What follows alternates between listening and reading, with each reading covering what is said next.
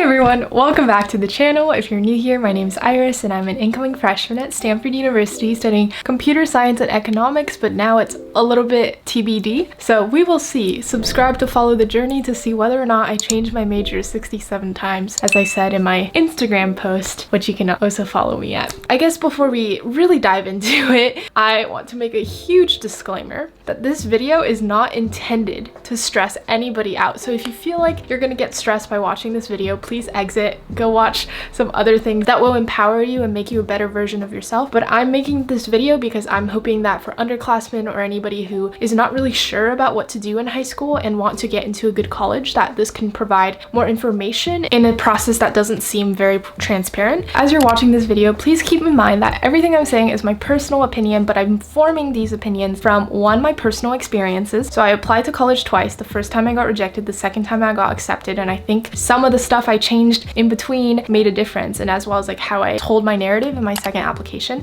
So that's from my personal experience, and then 2 from my peers. So I've witnessed countless friends get accepted to selective universities and countless friends get rejected, and I've thought a lot about like what made the difference between their acceptances and rejections. And then lastly, throughout my college application process, I've done a lot of research and I've read books by admissions officers. I'll link them in the description below if you want to check those books out. I highly recommend. There are some really great books. Actually, let me just...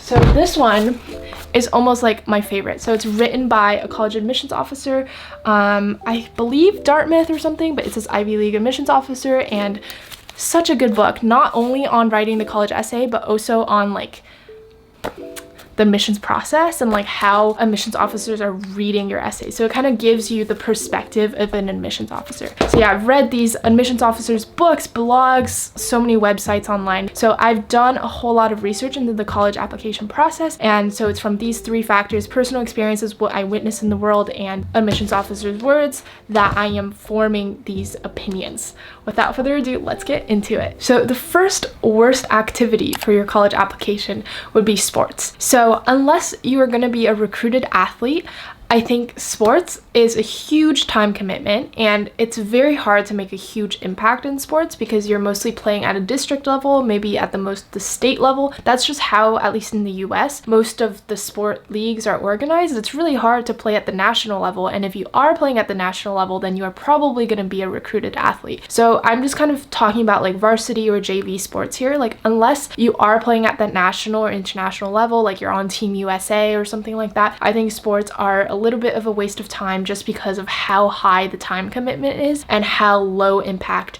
the potential of that activity is. I am going to be doing an interview with a recruited athlete at Stanford, so subscribe to stay tuned for that video, and we'll talk about the process of getting recruited as an athlete if that is what you're interested in and you do want to continue down the path of athletics. But all I'm saying here is that unless you can get these national level accomplishments and be one of the best, so that is beyond the scope of your school's sports team, even the school's varsity sports team, I don't think sports are a great option or a great activity to pursue. The second activity that is not going to be great for your college application is joining a club as a member. So this is, again, low time commitment, low impact. So it most likely won't even make it to your application, because just imagine like 1 hour lunch meeting per week or something. Like that is basically nothing that you're doing. And I think I joined so many clubs throughout high school, particularly earlier on, and I just realized that, like, you know, at the end of the day, you only have 10 slots on your college application. You can only list 10 activities.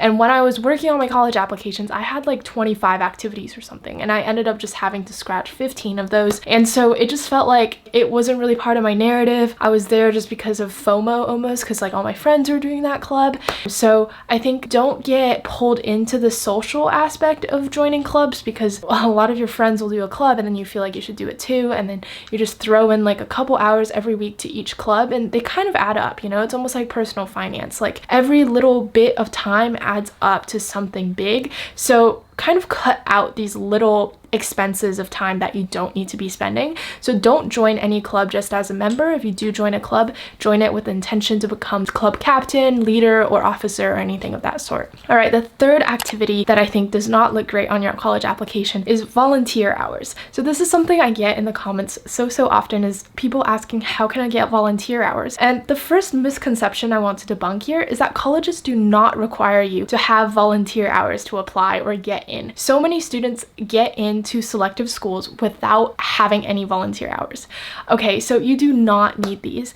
And I think just by getting volunteer hours, you're doing it not because you truly want to devote your time to that activity or you're passionate about something, but you're doing it just because you need the hours. And then your impact is measured by time and not by like actual human impact, like how you affected others and how you changed society in a dramatic way. It's just you working as a sheep for a larger organization and not really doing anything. And I think these selective schools, they're looking for leaders who can take initiative, which means founding your own organization or your own volunteer activity of some sort, and then who can change society in a way, and that comes with the initiative. So you want to be doing something new. You don't want to just be following what other people are doing as a member of a club or just volunteering, unless there's always an unless, it really matches your interests or themes. So for example, let's say you want to go into medicine, then it would make sense for you to at least get some volunteering done at the hospital because you want to get that experience. But I would say as a whole, try not to just get volunteer hours from a bunch of separate places, because I think a lot of people, let's say you're doing NHS or something, a lot of people try to get volunteer hours, so they shoot for like 100 hours, but then they end up doing a bunch of miscellaneous activities, and I think that is going to do more harm than good for you, because at the end of the day you want to show depth, not breadth. So rather devote time 100 hours to one activity than 100 hours to a bunch of different activities. So if you think your interest is medicine and you want to volunteer at the hospital, then do it once and then continue doing it such that you get 100 hours at that one hospital, not just in a bunch of separate places that just make your narrative and your interest just misaligned. And I think at the end of the day, like, you should be spending your time on a very narrow set of things that really interest you. So there's my 2 cents on this topic. And now I think the fourth activity that is not great for your college application would be popular clubs. So what do I mean by this? I mean NHS, DECA, HOSA, I want to say, like all these clubs, at least in the US, that they have. So international students who worry about not having clubs to join at school, I would say don't worry. Like, joining those clubs is not a big deal. You don't have to join clubs. You can start your own initiatives, and that is way better than joining a club. So international students, you are all good. But what I'm trying to say with popular clubs is that, like, I think so many people have those clubs on their resumes and they're going to put them on their college application. So by joining, you're not differentiating yourself in any way. You're not standing out in a particular way. So I think just don't bother unless you really love NHS for whatever reason. But, you know, I've seen the presidents of NHS at my school get rejected from these top schools every single year. And I don't know, like, I just don't think there is anything to joining a popular club or even leading a popular club. So kind of, again, wow, this is like a theme throughout this video. Step outside of the scope of your school and start your own initiative in the community, or even in a larger scope, like the entire world. And I've made a lot of videos on this channel about like passion projects and starting your own initiatives and the top 5 extracurriculars you can pursue during the summer at home, and all types of videos on extracurriculars. I have an entire playlist, so check that out. Oh, and then I guess I should talk about my own experience joining popular clubs. So I joined band because I thought it was fun and my friends were in it, but then like it just became, I don't know, like public school band is not the greatest like place to be, and I felt like I was doing it just because I was forced to and like the social pressure, and I just kept doing it, and at the end it did not go on my college application. It did not affect anything, and I felt miserable half the time doing it. I only did it because of my friends, and I was like, why don't I just hang out with my friends outside of school? That would be a better way to hang out than doing band. So just kind of think about that. Think about how you actually want to spend your time and quit the things that don't really matter, especially these popular clubs where there's a lot of social pressure involved. All right, and then the last activity that I think is not great for your college application is popular activities. Now this is really vague, I know, but what I mean by this is that it's always better to be playing the tuba than the violin, right? Just because colleges are trying to recruit for a diverse class, not well-rounded individuals. So to be a part of a diverse class, that means you have to be super niche and super unique and different from everybody else. So because there are less tuba players in the world than violin players in the world, world, it makes more sense for you to play the tuba in order to stand out than play the violin. So that's kind of what I'm saying here, is always pick the activity that is more rare than the activity that is super duper popular. So in regards to sports, that can be,